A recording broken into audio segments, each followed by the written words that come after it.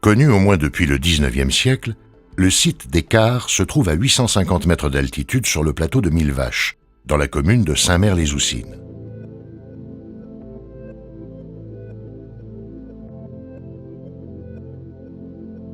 Il se compose d'un bâtiment apparemment résidentiel et de 2 mausolées. Le rapport entre les édifices cultuels et les tombeaux est un sujet qui fait l'objet de débats chez les spécialistes. Cicéron témoigne par exemple de son vœu de faire construire un temple, un fanum, dit-il, à la mémoire de sa fille décédée. Quoi qu'il en soit, il est certain que dans l'Antiquité, un culte était rendu aux défunts. Les mausolées d'Écart s'inscrivent dans la série dite des tombeaux-temples, représentés en Gaule notamment par celui de Lanuéjol en Lozère. Ce type de mausolée connaît un vif succès dans les années 130-160 après Jésus-Christ.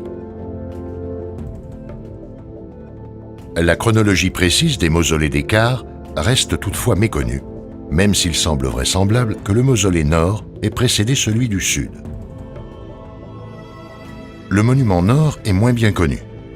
Il était entouré d'un mur péribole formant un enclos. Le toit était recouvert de lauze et couronné de blocs de faîtage moulurés. La chambre funéraire contenue dans le podium du monument accueillait un coffre en pierre enterré qui contenait les cendres du défunt. Le mausolée était précédé par un autel probablement destiné aux libations.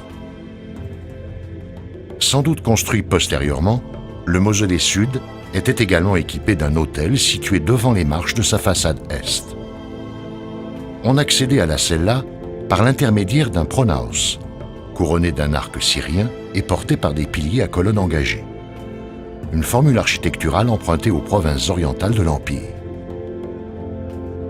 Le toit était lui aussi constitué de lauze et couronné de blocs de faîtage décorés d'arcatures. L'intérieur de la cella était séparé en 3 espaces qui devaient recevoir les urnes des membres de la familia du domaine.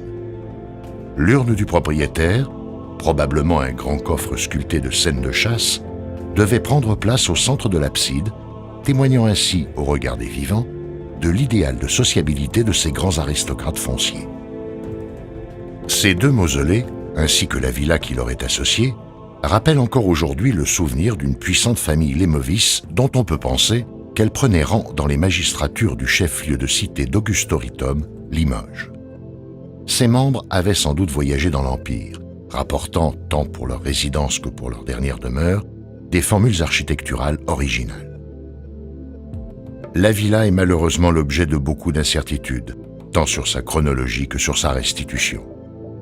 À l'époque où sont édifiés les mausolées, il est possible qu'elle n'ait eu la forme que d'un simple quadrilatère. Peut-être un des mausolées était-il déjà en partie démantelé lorsque la villa est agrandie vers le sud-est à partir du IIIe siècle après Jésus-Christ. On lui adjoindrait un grand corps de bâtiment puis une vaste salle d'apparat sur le modèle des villas maritimes d'Italie.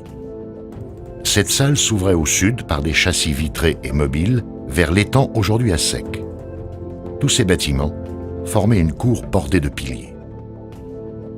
De cette phase d'agrandissement date peut-être la réalisation de thermes privés au nord, dont la piscine devait être alimentée par le bac, citerne réalisée dans un bloc de granit.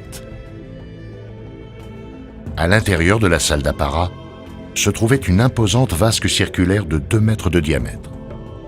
Autour d'une sorte de mosaïque devaient prendre place les lits de table du triclinium, la salle de réception ou salle à manger des Romains.